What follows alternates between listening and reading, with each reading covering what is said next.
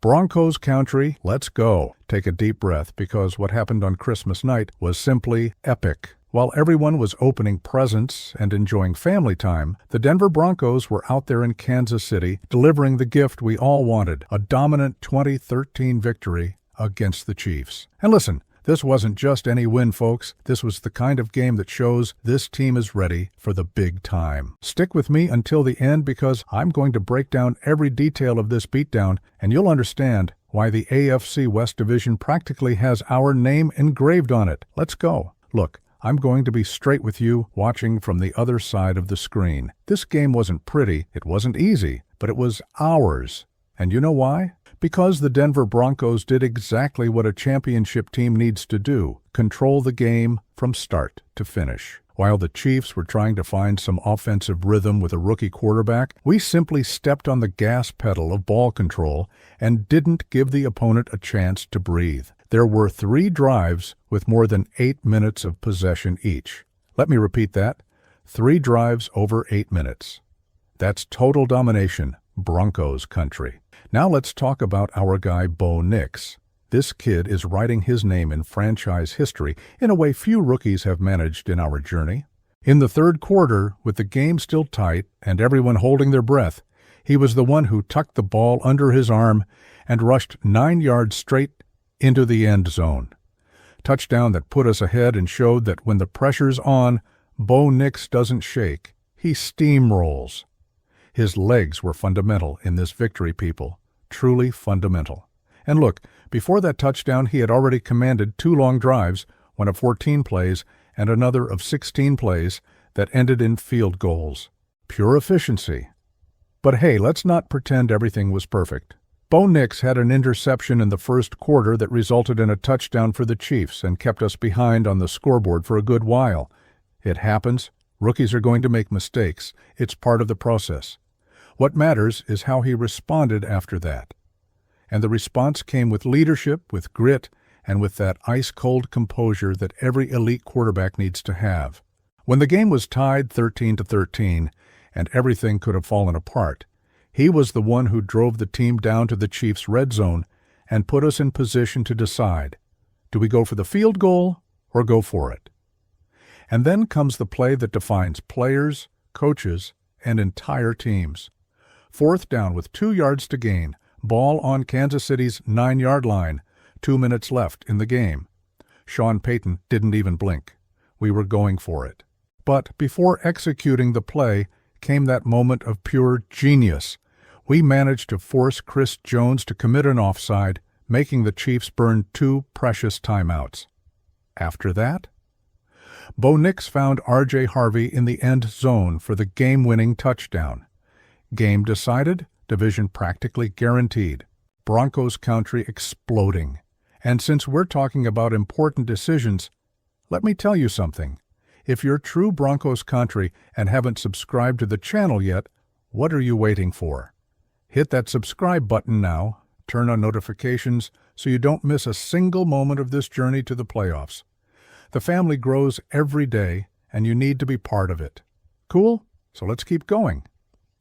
Now let's talk about the other side of the ball.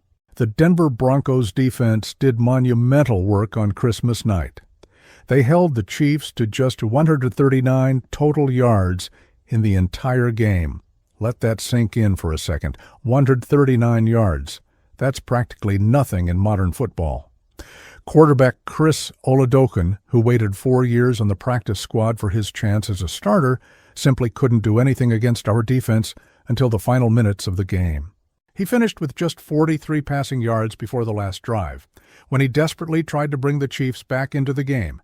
And look, let's give credit where it's due. Oladokun had his chance to shine at the end. He connected with Travis Kelce 3 times for 23 yards, and even ran for 7 yards on a scramble to put the Chiefs in position to tie or even win the game. But then came that cruel sequence that ended Kansas City's hopes. A delay of game penalty followed by 2 incomplete passes. Game over. 3rd consecutive home loss for the Chiefs. Can you believe that? 3 straight losses at Arrowhead Stadium. That doesn't happen by accident, Broncos country. That happens when you have a superior team on the other side of the field. Speaking of Travis Kelce, the guy had 5 receptions for 36 yards, being the Chiefs' main target all night. He alone was responsible for more than 54% of the team's receiving yards, the highest percentage of the entire season for Kansas City. That shows how much the Chiefs depended on him. And you know what's most impressive? When Kelce was covered by our Patrick Surtain too, he was targeted just twice, caught only one for 11 yards. Patrick Surtain too is simply different, folks. This guy is all pro for a reason. But now I need to be honest with you, because this is the Broncos Country family, and we don't hide anything. This game got tighter than it should have been. We were heavy favorites against a Chiefs team that was without 2 starting quarterbacks, with a rookie at the helm, and on top of that, without 2 of their main receivers. Yes, the defense held them to 139 total yards, but Kansas City was 1 or 2 plays away from tying or even winning this game in the final minutes. That can't happen, people. We had just 1 sack in the entire game. 1. That's way too few for a defensive line with the talent we have.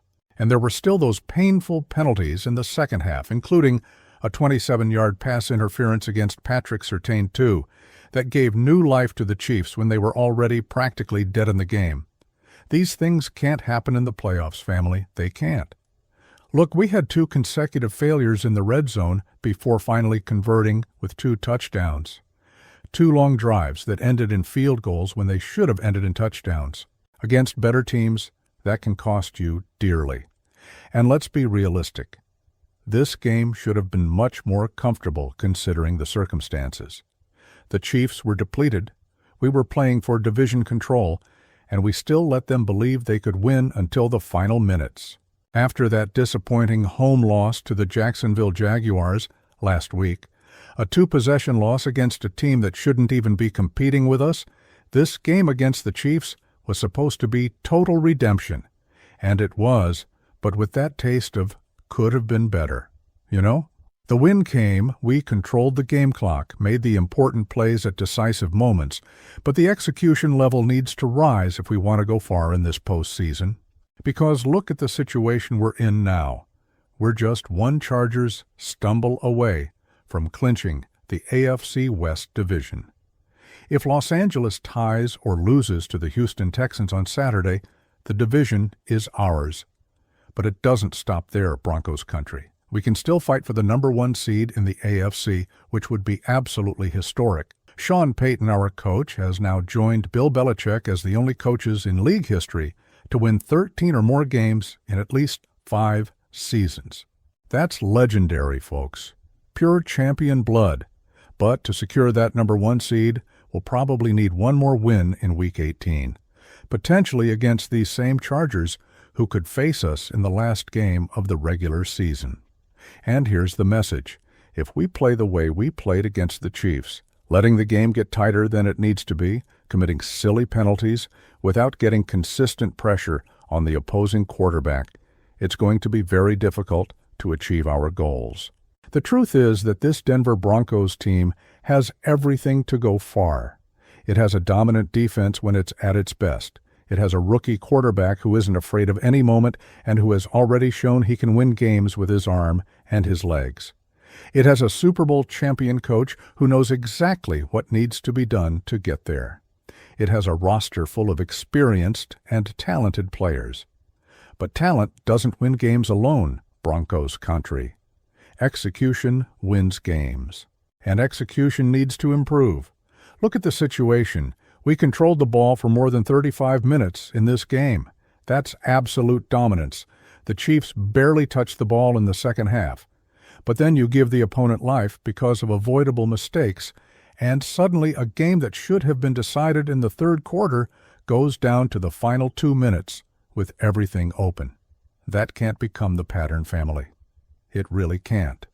Let's also talk about what's ahead. If the Chargers beat the Texans on Saturday, the Week 18 game between Denver and Los Angeles will be for the division, for the number 1 seed, for everything. It's going to be war.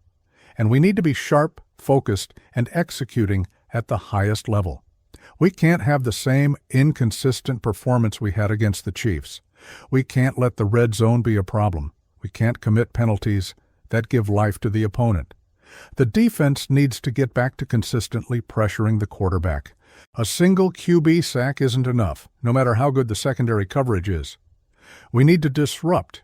We need to make the quarterback make rush decisions. We need to force turnovers. That's what elite defenses do, and our defense has the talent to be elite. Patrick Surtain, too, is one of the best cornerbacks in the league. We have defensive pieces capable of dominating any offensive line. We just need to put it all together and execute. On offense, Bo Nix is showing impressive maturity for a rookie, but that first quarter interception is a reminder that he's still learning. And that's okay. It's part of the process. What's important is that he didn't let that mistake define his game. He came back, commanded long drives, made the right reads, used his legs when necessary, and in the most important moment of the game, delivered the game-winning touchdown. That's winning mentality, family. R.J. Harvey catching that touchdown pass in the final moments was the cherry on top. The guy was in the right place at the right time and made the play that sealed our victory. And that play before, where we managed to force the offside and make the Chiefs burn timeouts? Master play. Sean Payton knows exactly what he's doing. When you have a coach who understands the game at this level, who knows how to move the right pieces at decisive moments, you have a chance to go all the way. But let's be clear about one thing. No team goes to the Super Bowl winning close games against depleted opponents. We need to raise the level. We need to dominate when we have to dominate. We need to turn advantage into massacre. The great teams in the league do this. When they see blood in the water, they attack without mercy. We need to develop that killer mentality, that attitude that when the game is under control, you don't let up, you squeeze the opponent's neck even harder. The regular season is coming to an end, and the playoffs are right around the corner. This is when truly great teams separate themselves from just good teams. This is when every detail matters, every execution makes a difference. Every play can be the difference between continuing in the competition or going home. And the Denver Broncos have absolutely everything they need to be one of those truly great teams. They just need to believe it and execute at the level we know is possible. So here's my final message to you who are Broncos Country at heart. The victory against the Chiefs was important, was deserved, and put us in an incredible position to win the division and potentially the #1 seed. But it's not time to relax. It's not time to think we've already arrived. It's time to tighten the screws, correct the mistakes, stay focused, and go all out for what's ahead. So, Broncos Country family, what did you think of this game? Do you think we're going to secure the division and the #1 seed? What aspect of the team do you think needs to improve most for the playoffs? Drop it in the comments. Leave a like if you're confident in this team. Share with friends who are Broncos Country to spread this winning energy. And let's go together toward the playoffs. Broncos Country, let's go together.